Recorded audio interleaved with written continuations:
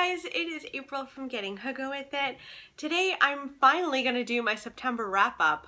I'm super late on this and I apologize for that. Life has been busy, so here we go.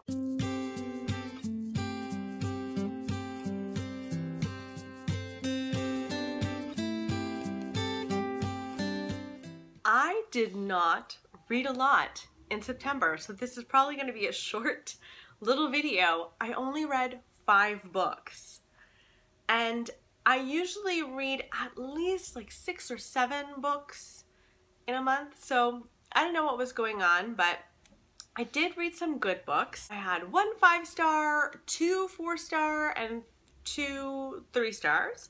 So that's really not so bad. The first book that I want to talk to you about is 3 Sisters, 3 Queens by Philippa Gregory. This was my first Philippa Gregory, and I have to say, after purchasing all of her collection pretty much except for one, I'm slightly nervous that I made a mistake. I gave this book 3 stars and it was not bad. I just found that there was a lot of repetition. So in 3 Sisters, 3 Queens, we are going back in time to Henry VIII's insanity, essentially, and we follow 3 sisters. We follow Henry VIII's first wife, we follow his sister Margaret, and we follow his sister Mary, and they all become queens. Queen Catherine of Aragon becomes Queen of England, Margaret becomes Queen of Scotland, and Mary becomes Queen of France. And so you're dealing with all of these different dynamics where you are sisters, yes, but you are also head of a country, and those countries might not always get along. You have to kind of keep the peace if you can. That's the exact purpose of your marriage, is to keep that peace between where you grew up and where you're now living and where you are queen of now. So I struggled a little bit with this book because, as I said before, there was quite a bit of repetition. We read from the perspective of Margaret exclusively, and that was something that I wasn't expecting. So I thought we were going to get everybody's perspective, Catherine's and Mary's, and it was going to be several storylines that we're following, but we really were just following Margaret's storyline. And I found her quite a pill. I didn't really like Margaret at all. I found her annoying. Yes, she was in a really tough situation a lot of the time, but I found that she was very easily swayed. She would love her sisters one second and hate them the next second, and there was no rhyme or reason to it. There was a lot of jealousy on her part. And of course, this is a fictionalized version of what this woman was actually like, but I just struggled with her. I found her really annoying. That said, I do find that reading a Philippa Gregory book is a great way to learn about history. I did not know half of the things that occurred in this book. I didn't know these things happened in history. So I am kind of happy that I still have tons on the shelf, because maybe it was just Margaret, and maybe it was Philippa Gregory's portrayal of Margaret that I just could not get on board with, that I just found her annoying. So I'm gonna keep going in the series. I might go all the way back and start with The Constant Princess, which follows Queen Catherine's experience from a girl living in Spain to when she moves to England. So I think I will do that. I just felt like I wanted to be sold a little bit more on it. So there's that. The other book that I gave 3 stars was Shutter Island. Now, Shutter Island was my book club pick for the Dying to Read book club. If you aren't already a member of the book club, we would love to have you. We read exclusively like thrillers and horror books. So this was our thriller, and the Shutter Island was written by Dennis Lehane. I really love his writing style, and I loved his writing style in this book too. I think the struggle that I had with this book was that I had watched the movie first. And with a thriller, when you've watched the movie first, it's very hard to read the book because all the twists and turns have kind of already been laid out for you, so I really struggled with that.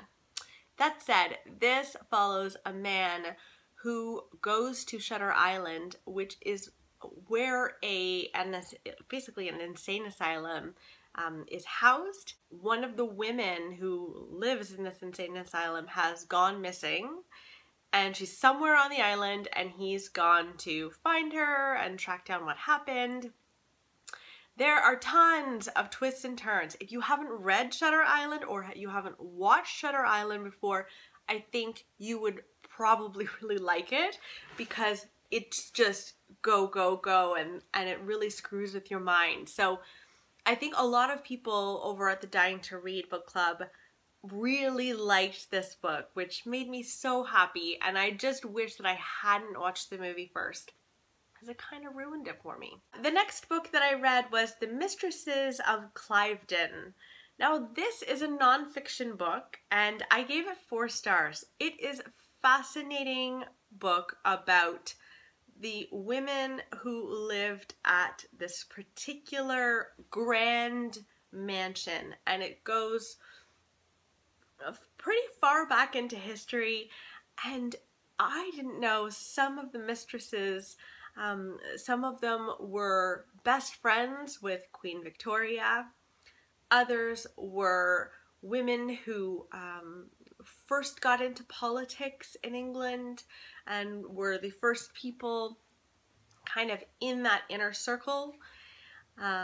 Some of them nearly became Queen of England, but sadly her husband died before that could occur.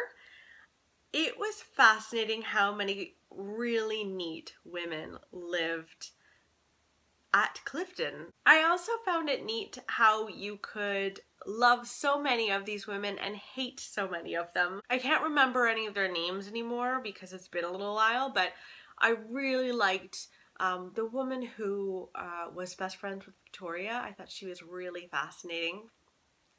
And then I hated the woman who was in politics, and I thought, like, I'm a feminist, but she was just awful to her family. She was so mean to her children and really mean to her sisters, and I don't know, I just couldn't get on board.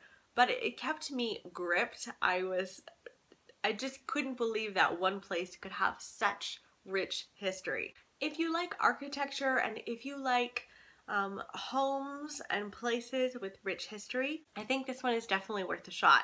I also read Reading People by Anne Bogle this month, and I gave this 4 stars.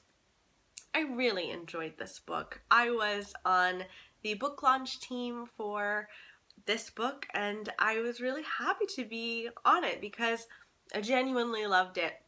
This is like a perfect introduction to someone who's just getting into personality. So if you want a crash course on whether you're a highly sensitive person or not, or if you're an introvert or an extrovert, there's so many different kinds of personality frameworks. This is a great place to start. She breaks it down for you. And I actually found out a lot about my husband that I didn't expect. Yes, I found out a bit about myself, but I have always loved personality quizzes and all of those things, so I knew a little bit of background, but I really found out a lot about Barry, which was really nice. So if you're into personality stuff, I think you'd like it. Finally, I read And Then There Were None by Agatha Christie, and oh my gosh, I loved this. I gave it 5 stars. It's one of my favorite thrillers of the year. I read this with Jenna from JentheLibrarian and also Kristen from KristensLibrary, and it was so nice. I felt a little bit badly because I just breezed through this. Like, I'm supposed to buddy read this with these women and chat about it along the way, but once I picked this up, I couldn't put it down, and I think I finished it in a matter of 2 days. It was so good. The premise of this is that there are 10 strangers, and they're all invited to this house, and they arrive at the house, they don't know each other, and each of them, when they get to their rooms, they see this little nursery rhyme on the wall, and it's about 10 little soldiers. And slowly but surely in this nursery rhyme, They go from 10 soldiers to none. And slowly but surely this starts happening within the house and people are being killed off. And they know that one of them is the killer. It's so much fun. The only other Agatha Christie that I'd read was Murder on the Orient Express, and I enjoyed that. But you guys know I struggle with the whole detective or inspector thing in books a lot of the time. And Then There Were None doesn't have any of that. So you are the one who is trying to figure out what's happened, and you're the one trying to figure out the mystery. And I just loved it. I loved the writing style. I think this is like the coziest kind of mystery book. I'm definitely eager to pick up more Agatha Christie after reading that. So those are all of the books that I read in September. What was the best book that you read in September? I would love to know, and I will see you guys later. Bye!